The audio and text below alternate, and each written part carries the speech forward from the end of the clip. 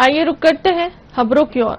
मुख्यमंत्री डॉक्टर मोहन यादव ने अहमदाबाद में अरविंद लिमिटेड के वाइस चेयरमैन कुलीन लाल भाई से निवेश पर चर्चा की है।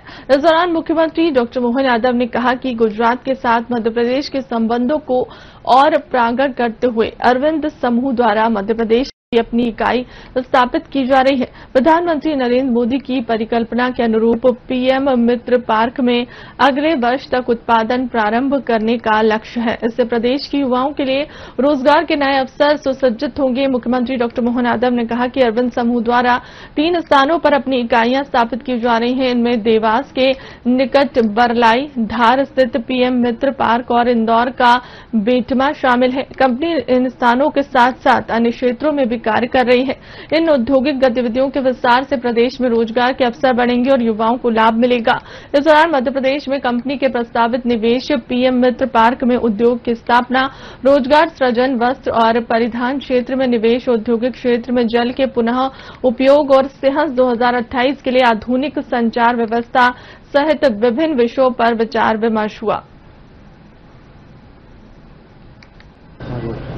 आज मैं गुजरात की राजधानी अहमदाबाद में अरविंद बिल के ऑनर से मिला, उनके मित्रों से मिला हूं। खास करके अरविंद मध्य प्रदेश के साथ भी, गुजरात के अलावा गुजरात के साथ मध्य प्रदेश में भी वो बड़ा यूनिट खड़ा कर रहे हैं। पीएम मित्र पार्क में माननीय प्रधानमंत्री नरेंद्र मोदी जी ने जो भूमि पूजन किया, अगले साल तक वहां प्रोडक्शन चालू करेंगे।